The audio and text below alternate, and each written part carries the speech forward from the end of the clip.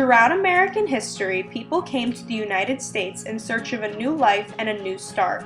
They came to make money for their families, or they came to escape oppression.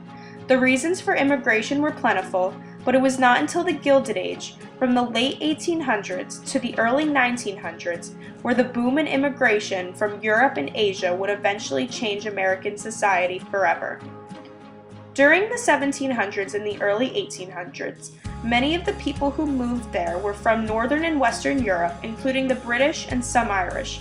Those who migrated to America often moved to become more wealthy, as many of them were from rich European families. They were mainly Protestant, educated, and literate. They did not have a hard time conforming to American society because they spoke the same language and were of the same religion. They had similar points of views and were of the same ethnic background because America was formed by former British subjects. During the time, however, that followed the Civil War, it began to be referred to as the Gilded Age, where everything in America looked good from an outside perspective, but in reality it was haunted with corruption. There were many problems within America, but it did not stop people from yearning for a new life there. After the Civil War and for the years that followed, immigration began to increase exponentially. However, it was not only from Northern and Western Europe, but the whole continent as well as Asia.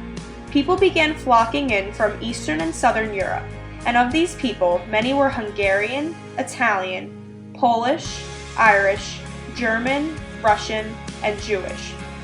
Unlike many British immigrants who came in search of investments and profits, these people came to start an entirely new life. They were often poor and had hard time supporting their families. As a result, many of the prior immigrants were males who were looking to work for cheap labor. They would raise a sufficient amount of money and move back to their homelands with the family that they had left. As conditions in Europe began to decrease, more and more families began to immigrate to America as a result. For example, one of the main groups to move to America were the Irish. More than 50% of the Irish population migrated to America in the 1800s. They left their homes because of corruption, unemployment, and a lack of improvement within their country. Also during this time was the Great Potato Famine. Potatoes were a main source of income and food for the Irish, and when the famine struck, people inevitably began succumbing to starvation. A total of 750,000 deaths plagued the country, and in a desperate attempt to live and start over, the Irish came to America in the hope they could live healthy and stabler lives. The Germans and Italians also moved to America searching for a life with more opportunities. The Germans were restricted to America because it was the only place that accepted German immigration. They too, as well as the Italians, immigrated to America to escape impoverishments and hardships. The Jewish people came to America to escape religious persecution since they were discriminated for their religious practice. Each of the European immigrants had to come through Ellis Island, a federal immigration station in New York.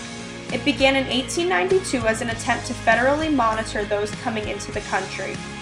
People had to individually be inspected, and some were denied entrance into the country. They were inspected to see if they had diseases or illnesses that would prevent them from working in the country or spreading it to others. They were often marked if they failed the medical inspection. Immigration was so rapid that people's last names were often altered to make them easier to spell and pronounce in American society. It was a difficult process, but it was worth it for those who ended up successfully making it into the country and being able to start a new life. With the new immigrants, Americans became uneasy. But why were Americans so hesitant to accept immigrants into their society? Once the immigrants successfully were allowed into America, their transition was not easy. Most immigrants were unfamiliar with the English language and had a hard time learning it. Additionally, because these immigrants were desperate for money and the start of a new life, they were willing to work for incredibly low wages. But why did this anger the Americans so much? It angered Americans because they felt unintelligent people were stealing their jobs. Americans were hostile towards the immigrants and often discriminated them because they could not speak English and many were often illiterate. It differed from the older immigrants who came to America. They were looking to make profits and to invest, but the new generation of immigrants were living in poverty and were desperate for a new life for themselves and their families. Undoubtedly, the Americans disrespected the immigrants and made it incredibly difficult for them to transition into society. Not only did Americans discriminate them for low standards of living, they discriminated them for their religions as well. Most of the people who immigrated from Europe were Catholic, while the Americans were primarily Protestant. Consequently, people began to form anti-Catholic riots, especially the people part of the Know Nothing Party who were extremely against Catholics. Others were Eastern Orthodox and were looked down upon as well. Nativism became popular during the time of immigration, which was the sentiment against all who immigrated to America. The people who supported the anti-immigration belief became known as nativists. In addition, the Chinese also had a difficult transition into America. Unlike the European immigrants, they entered America through California. They were inspected at Angel Island and had to undergo medical testing as well. Like the Europeans, they came to America hoping for economic prosperity, unlike their life in poverty at home. They were very hardworking and came to America taking factory and agricultural jobs. As a result of their success in America, more and more began to move there. Many came to work while sending money to their struggling families back home. Yet as the number of Chinese immigrants increased, the hostility and discrimination from Americans also increased. Americans, like with the Europeans, felt the Chinese were taking their jobs because they subdued themselves to cheap labor. Many Americans were infuriated because they needed to work for higher wages because the standard of living was higher in the United States. In an attempt to restrict the amount of Chinese immigration, in 1879, 15 Chinese immigrants were allowed per one ship to America. And by 1880, the Angel Treaty was created, and it restricted but did not prohibit Chinese immigration. And by 1882, the Chinese Exclusion Act was created, which prohibited Chinese immigration for 10 years. After a series of extensions on the Chinese Exclusion Act, it was renewed indefinitely and prevented any and all Chinese immigration. The act was not repealed until 1943 during World War II. Altogether, the immigrants did not have an easy transition into American society.